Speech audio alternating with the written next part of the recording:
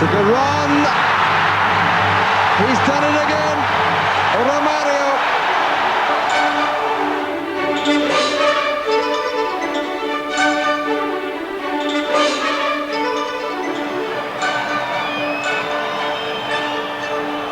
This is Iran, a good run, good strong run, still in possession. Iran, still there. They've scored again.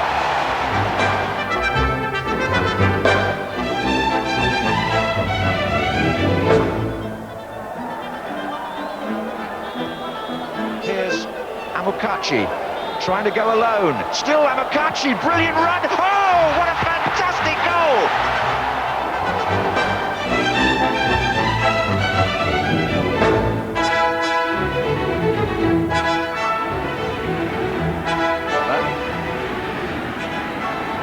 Back from Klinsmann. Good play by Rudy Foller. Klinsmann takes over and scores.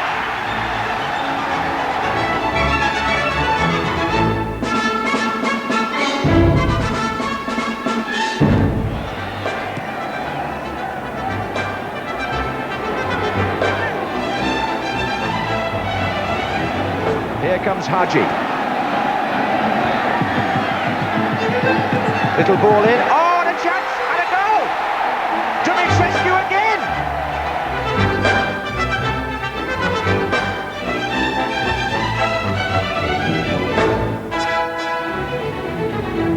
Oh, and Basualdo was the player that got caught, and he's out of the game now, and Romania have got 2 against 1. Selimesh coming to the left. This is Dumitrescu. There's a player up on the right. And is this 3-1? It is! It's that inevitable man, Georgi Hagi.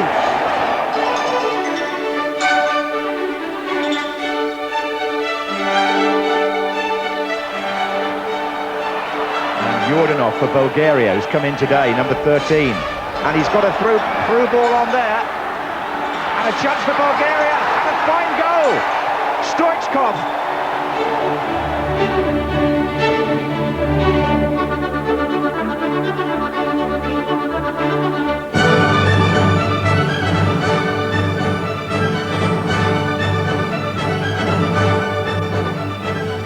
Tough task from those goals, but you have to pick your top 3 to agree with the choice of the lads here. Phone into that number, and if you're the first one out of the hat, or the computer as we call it these days, you might be off to the World Cup live.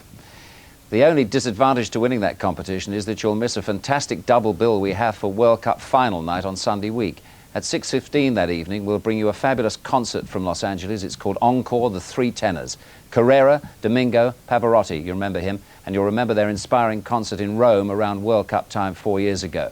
That precedes the final itself on that night, which of course comes live on BBC. Incidentally, tomorrow early evening you can see world champions Germany against Bulgaria here on BBC One, and on Wednesday we'll have the primetime semi-final at 9 o'clock that evening.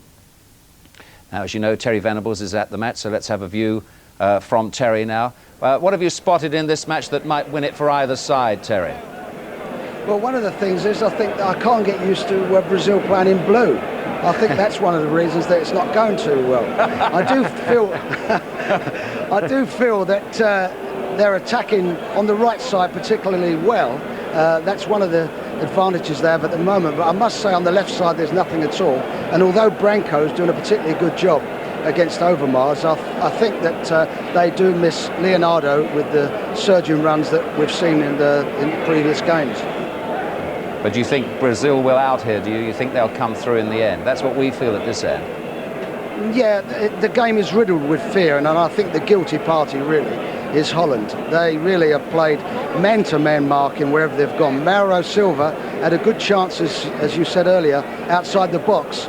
But when his forwards ran away, the defenders ran away with him, and that's one of the things with man-to-man marking. You can't get any pressure on the ball, and really that could have put them one ahead. Thanks, Terry. Good to see you in your change colour of pink tonight, by the way. And yeah, and it's amazing the distances I'll go to get away from Jimmy's singing. We'll stay with you now. Thanks, Terry. We'll stay with you there and move out to Trevor and Barry. Well, Terry's moved into our hotel, of course, here in Dallas. And talking of singing, the Brazilians have taken over the hotel, and this morning I heard two of them practicing the Star-Spangled Banner. For what reason? I wasn't prepared to ask them. At the moment, the flags of the two countries, neither is being flown at full mast.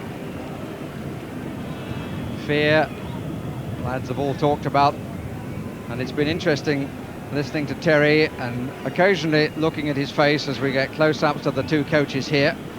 And in 4 years' time, he'll be having to make the sort of decisions as to when to gamble, actually to come a bit earlier than that, of course, in the European Championships. And we can remind him that he talked about others with fear. But he's always been a gambler, hasn't he? He's smiling. Two teams, as you can see, on their way back. He's the very efficient referee from Costa Rica.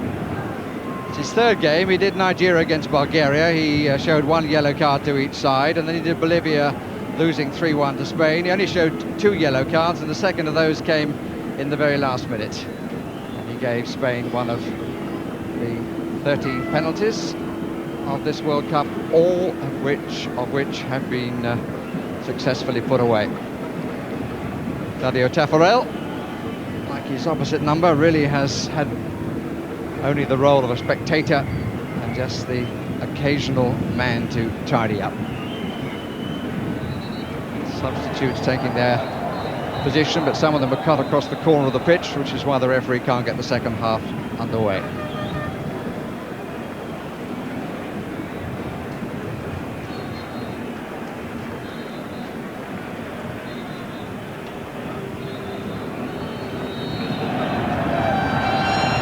So who will change things first? Van Vossen, Wim Jonk, Witschke, the first 3 Dutchmen involved. Marzinho for Brazil.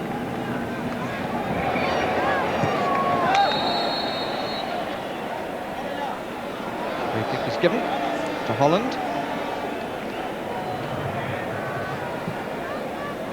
They've used 17 of their 22 players. Holland, the Brazilians, 1 fewer. Jonk to take. Falux has got forward. He was looking for the nod down, but it was too strong for Rijkaard to make that nod down. No tactical changes. The markers picking up as before. Bouta staying with Bebeto. Zinho being marked by Vinter over the other side. And Falux with Romario with Koeman free. But up to now, of course, not venturing forward. Quite happy just to play deep and spread from that situation.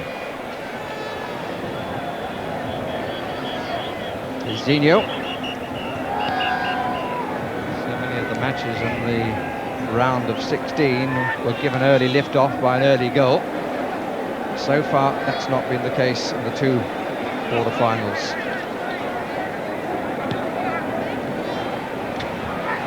Challenge was late. Falux. Mario looks up at the referee.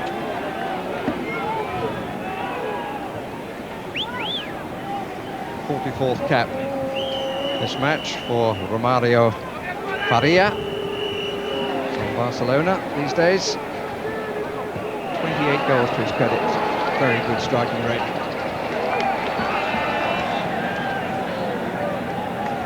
Artists. Rijkaard.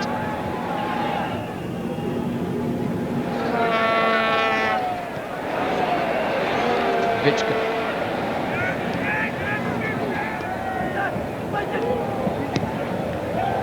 Pity, because there would have been some space for Wim Jonk if that pass had been more accurate. Forward from Romario, from Bebeto. Romario with all of it to do. And the extra turn, Falux was able to get in the challenge, but a really good ball by Bebeto. Well, just for once, Falux got the wrong side of him, didn't he? And Romario trying to take it in his stride, he wasn't quite able to, so he got pushed wide on his left foot. He doesn't like to hit him with that, and it showed there, didn't it? Tried to do a spin and get it onto his favoured foot, and the opportunity was lost. For me, that was the best chance of the match so far. Dunga.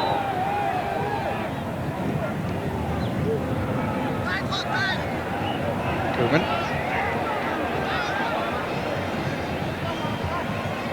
Overmars. Pass was a negative one. He had some space, never thought about going at Branco. Equally, Jonk was not prepared to go square for Bergkamp, stayed back. That looks appealing for offside. It was never anywhere near offside. This is the little fellow again, Romario. Overmars, who came back to take it off him. Winter.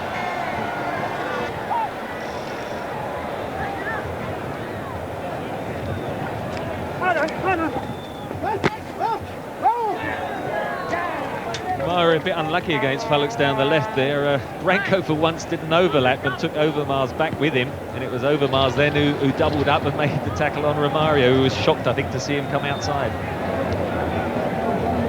Vichka. Jonk.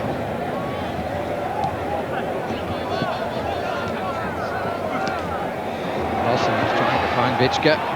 Said Banzinho. Vichka late with the challenge. Romario to the left makes the diagonal run. Bebeto on this side. Zinho has got into space at the back post, but the cross wasn't quite good enough. They got a bit ragged now, haven't they, the Dutch defence, just the last 3 or 4 minutes.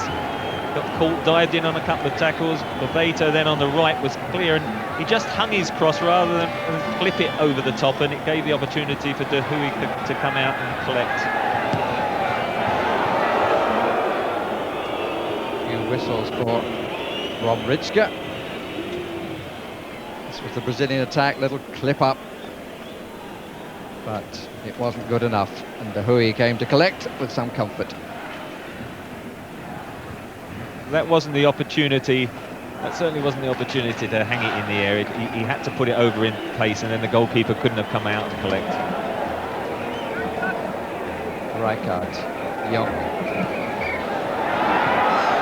Taparel coming to meet it.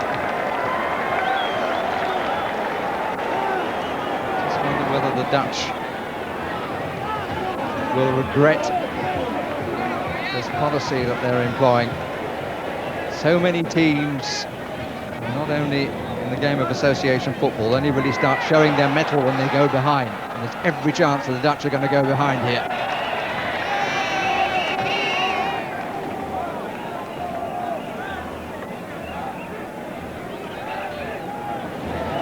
Romario, Jorginho, Vichka, the best of clearances came off Van Vossen, Mazinho. That's good moving left. Second time that Branco has got forward, but now there's a hole at his left. Rijkaard. There were signs towards the end of the half that things were opening out, and the start of the second half they certainly are. Romario is in the middle and scores!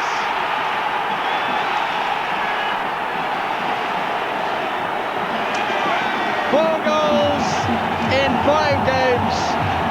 Classic break.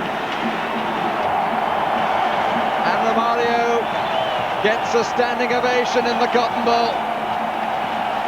Everybody wants to hug him. Only those on the field are allowed to. Referee notes the goal that gives Brazil the lead. Bebeto on the left side. He knew it would find the finish, and Romario was the finisher. Great early cross from Bebeto. He got to the wrong side of Wouters just for once. Romario again just ahead of Felix. And you can't allow that with those two quality strikers. They make the most of it, and all that hard work now has been undone for the Dutch team, and they've got to now suddenly readjust and look more positive. Goal in the 52nd minute of the match. Now the Dutch have to show